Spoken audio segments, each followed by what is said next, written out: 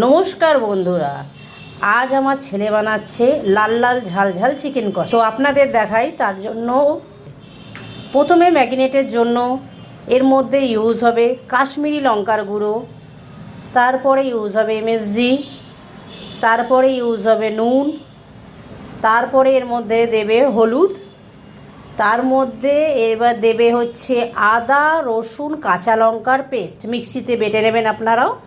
তারপরে একটু লেবু দেবে, তারপরে সরষের তেল দিয়ে এটাকে ম্যারিনেশন করে মাখিয়ে আধ ঘন্টার জন্য রেখে দেবে। এর মধ্যে এবার মেশাবো আদা রসুন কাঁচা লঙ্কার পেস্ট।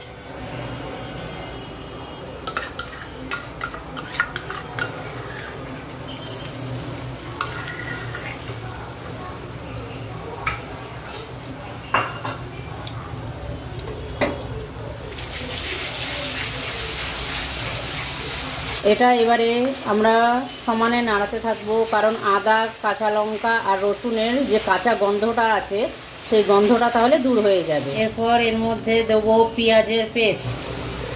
এবার এর মধ্যে মেশাবো পরিমাণ মতো হলুদ, তারপরে পরিমাণ মতো লঙ্কার গুঁড়ো, কাশ্মীরি লঙ্কার গুঁড়ো, পরিমাণ মতো লবণ।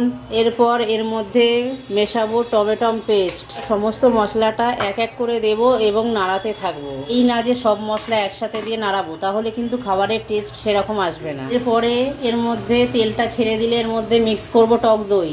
টক দইয়ের সাথে সামান্য কাশ্মীরি লঙ্কার গুঁড়ো। এবার টক দইটা দিয়ে আমরা এই মিশ্রণটাকে নাড়াবো।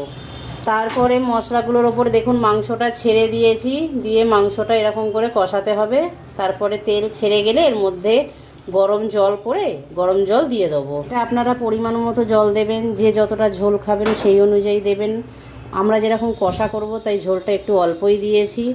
নাড়িয়ে এবার এই মাংসগুলোকে ঢাকা দিয়ে সিদ্ধর জন্য ছেড়ে দেবো। এবার ঝোলটা একটুখানি ফুটে এসেছে, এবার এর মধ্যে আমরা ভেজে রাখা আলুগুলো ছেড়ে দেবো।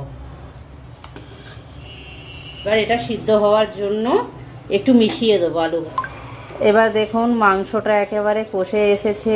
এর মধ্যে আমি মাঝখানে বেরেস্তা দিয়ে দিয়েছিলাম ছড়িয়ে। তারপরে এবার নামাবার আগে একটু ধনেপাতা কুচি ছড়িয়ে দেবো এর মধ্যে। এই হলো আজকে চিকেনের ফাইনাল লুক।